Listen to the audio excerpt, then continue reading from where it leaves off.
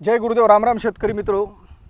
महाराष्ट्रातल्या व सर्व देशभरातल्या शेतकऱ्यांना मी डॉक्टर पुरुषोत्तम वायाळ जलतारा संशोधक एक कळकळीचं आव्हान आणि विनंती आज करतोय की यावर्षीचं वर्ष पावसाच्या दृष्टिकोनातून हवामान तज्ञ सांगतायत की अल निनोचा प्रभाव होतोय आणि खरंच दिसतोय. आज 17 जून आहे, आणखीनही पाऊस सर्वदूर आलेला नाही आहे.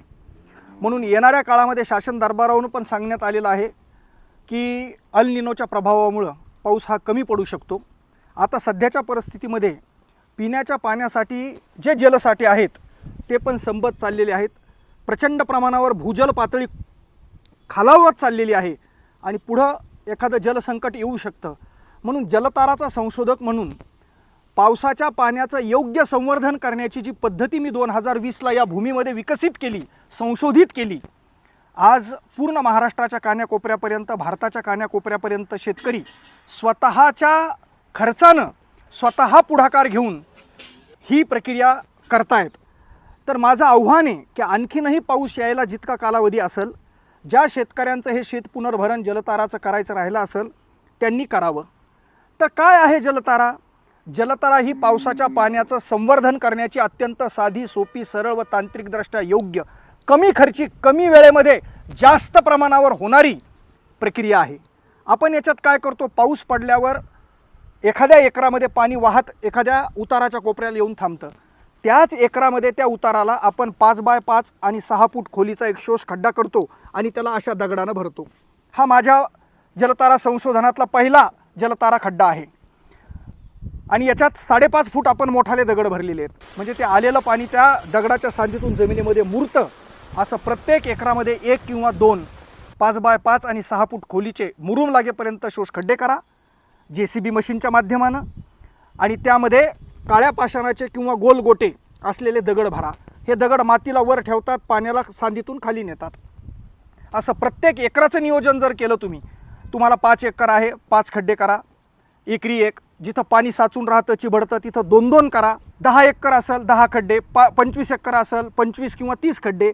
आणि गाव जर एकत्र आलं तर 1000 एकरवर 1000 शोष खड्डे जर केले तर 4 महिने पडणाऱ्या पावसाचं अब्जो लिटर पाण्याचं संवर्धन आपण या शोष खड्ड्यातून जमिनीत नेऊ आणि आपली भूजल पातळी वाढू. माझं 20 वर्षाच्या जलसंधारणातला एक अनुभव सांगतो की पाण्याची राहण्याची आणि साठवण्याची जागा जमिनीचा भूगर्भ आहे, म्हणजे जमिनीचं पोट आहे. आणि एकरातलं पाणी हे याच शोष खड्ड्यातून जमिनीच्या पोटामध्ये मुरल्या जातं. आता या 25 एकरचं उदाहरण सांगतो. इथं 35 शोष खड्डे आहेत. या 25 एकरामधला एक थेंबही बाहेर जात नाही. आज माझी विहीर 42 फुटाची आहे. त्या 42 फुटामध्ये 23 फूट आज माझ्या शेतातली भूजल पातळी आली आहे. आणि ह्याचं प्रमाण काय तर 23 फुटावरून 1.5 इंची बुंगळे आडव्या होलमधून पाणी आज विहिरीत पडतंय. म्हणजे भूजल पातळी 23 फुटावर आहे. इतकी भूजल पातळी याने वाढते आणि पाण्याचं संवर्धन होतं. त्यानंतर अतिवृष्टी झाली, पाणी साचून राहतं, पिकं सडतात, मुळं कुचतात, माती वाहून जाते. अवघ्या 2 दिवसामध्ये या खड्ड्यातून पाणी आत शोषल्या जातं, त्याचा निचरा होतो, जमीन वाळते, वापसा होते, पिकं वाचतात, माती वाचते. आणि याचा तिसरा एक महत्त्वाचा फायदा आहे की या खड्ड्यातून सतत पाणी आत मुरल्यामुळं हे पाणी फक्त जमिनीत खोलवर जात नाही शेतकरी मित्रो, हे पाणी चारही बाजूला पसरतं आणि एका वर्षात अर्ध्या एकरात ओलावा जातो, 2 वर्षात पूर्ण एकरामध्ये ओलावा जातो. आणि असं जसं जसं काळ पुढं जाईल तसं तसं पाण्याचं प्रमाण आत मुरल्या जातं आणि पूर्ण एकरामध्ये 12 महिने ओलावा टिकतो. आणि हा ओलावा तुमच्या पिकांना जगवतो. मुळांना सक्षम अन्नद्रव्य देणारे जीवाणू ओल्या मातीमध्ये प्रचंड प्रमाणामध्ये जगतात, ते अन्नद्रव्य निर्माण करतात आणि पिकाला नैसर्गिक खत मिळतं. म्हणजे तुमचा खर्च पण वाचतो आणि बांधफुटीचे वाद पण संपतात. तर माझं आव्हान आहे शेतकरी मित्रांना की आताही पाऊस यायला 8 दिवस बाकी असतील, 15 दिवस बाकी असतील, जे काही असतील, ही प्रक्रिया जर तुम्हाला 5 एकरामध्ये करायची तर वेळ किती लागतो आणि खर्च किती लागतो 1 मिनिटात सांगतो. याला लागतो JCB मशीन. आणि तुम्हाला सगळ्यांना माहिती आहे. तुम्हाला जर वाटत असेल की मार्किंग करून द्या, योग्य जागा काढून द्या, तर माझ्याकडे 200 मुलं आहेत, मला फोन करा, मी तुम्हाला माझे मुलं तुमच्या शेतामध्ये पाठवतो, मार्किंग करून देतो, योग्य पॉईंट काढून देतो. पण माझ्यापेक्षाही तुम्ही शास्त्रज्ञ, तुम्हाला माहिती आहे माझ्या एकरामधलं पाणी कोणत्या उताराला जातं. तर त्या उताराला बांधाच्या कोपऱ्याला एक 5 फूट रुंद 5 फूट लांबचं मार्कआउट करा, JCB मशीन आणा, त्याने खड्डा करा. एक JCB एका तासात 3 खड्डे करते. म्हणजे 1000 रुपयात 3 खड्डे व्हायलेत. आणि हे दगड तुमच्या जर गावात विहिरी असतील, काळ्या पाषाणाचे दगड असतील तर ट्रॅक्टरमध्ये भरून आणून टाका, किंवा जवळ डोंगर असेल तर असे गोलगोटे जमा करा आणि ते याच्यामध्ये टाका. मात्र दगड हे या पद्धतीने याची रचना पाहिजेत. बघा दगड अर्धा फूट खाली आहेत म्हणजे येणारं पाणी खाली उतरतं.